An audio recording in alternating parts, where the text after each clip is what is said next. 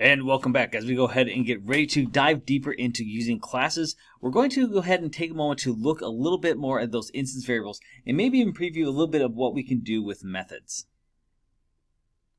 So let's of course talk about those instance variables and methods.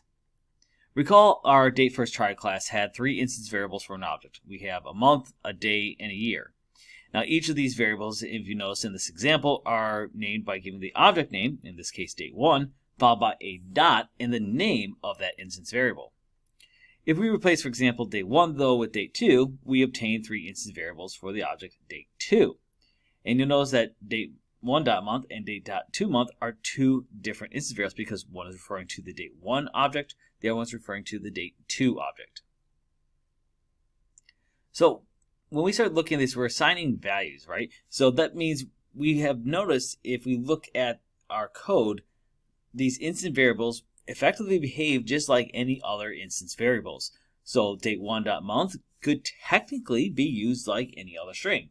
I could say date.1.month equals hello friend.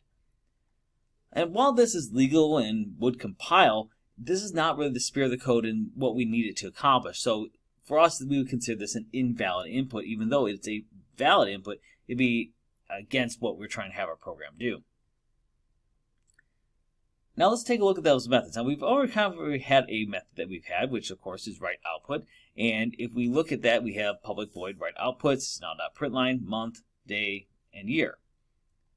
Now all method definitions that belong to a class and all definitions are given inside of that definition to which they belong, which means if I look at this, we have our system.println, which is inside of this write output method. Again, remember we talked about how we can use these curly brackets, which are encapsulating everything that's going to happen inside here. Right now we only got one line of code inside this method, but you could have more than one very easily.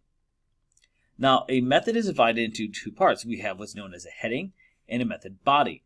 The heading is the part of the code outside the curly brackets and contains information about how that method is constructed. So this is a public void write output. That would be considered our method heading. And then, of course, the body is what's inside those curly brackets and contains the code that will perform the desired function. So that's our system.println month, day, year. So let's break down this method just a little bit more here.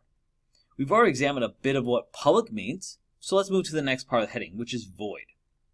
This means that a method for performing an action is what's going to happen as opposed to producing a value. So we're going to, of course, look later on at how we can use methods that return a value later on. But right now we say, hey, a void means we're going to do an action. We're not expecting a value to be returned. Instead, we're asking you to do something. So we start using these methods. It's something that gets to be very second nature for us because we've already been using methods from predefined classes, such as string. To invoke methods from a class definition, we do it the same way as if it were a predefined class. So if we want to use our write output method, we can call the following date1.writeOutput. And we've seen this already kind of in some of our examples. And the way to think about this, well, this is equivalent to manually typing out the system.println statements inside of that class. However, we want to use objects here, and so because we're using objects, we're going to use that .writeOutput. And that's going to lead us into this conversation of equivalency. Why is using write output the same as having a system.out.println? Well, while they do the same thing, if you try to replace write output with a system.out.println, so if you say like date1.systemout.println, we're going to get a compiler error. This is because our definition for write output, the names of those instance variables are used without any calling object. This is different from the method that will be invoked with different calling objects at different times. And when an instance variable is used in a method definition, understood to be those instance variables of that calling object. So in our case, things like day, month, and year. So date1.writeOutput is equivalent to, if we were to use a println statement, system.out.println date1.month, date1.day, plus date1.year. And so you can see this is, of course, a perfectly valid way for us to do it. However, it's a little bit cleaner just to use date1.writeOutput. We don't have to worry about all these like date1.month, date.do, etc. Especially if we start having multiple objects, this could be very cumbersome. Where if I just had that method, it makes it really easy. The last thing I want to talk about, of course, are file names and locations. Now, we, of course, have been looking at some of our class things here. A file in a class has to be named the same as the class, just with a .java on the end. So if you have a class that's, say, called myClass, well, it has to be in a file that we'd expect to be called myClass.java. Now there are other ways to arrange files, especially as you get more complex programs. But at this point, our folder is going to contain within all the classes that we're going to do. And we kind of saw this when we made our last example. But we're going to expect these for now. Just everything's going to be in that same folder because it's going to make it real easy for us. So everything's in that same package as well. All right, and so over here in Eclipse, let's go ahead and take a look at our date first try class. It's the exact same as what we had before, because we added this read input method here. This is something that we kind of had to take on as a challenge before. And so in here, if we look here, we have, of course, our scanner, which we've imported. And we're now saying enter a month, day, and year. Do not use a comma. All right, because we just want to go ahead and bring it as a big string. And we're looking in here, we've got this big long if statement because it's looking to see pretty much if it is a valid month, because in this case it's a string. And so that string is looking to see if it's January, February, March, April, etc.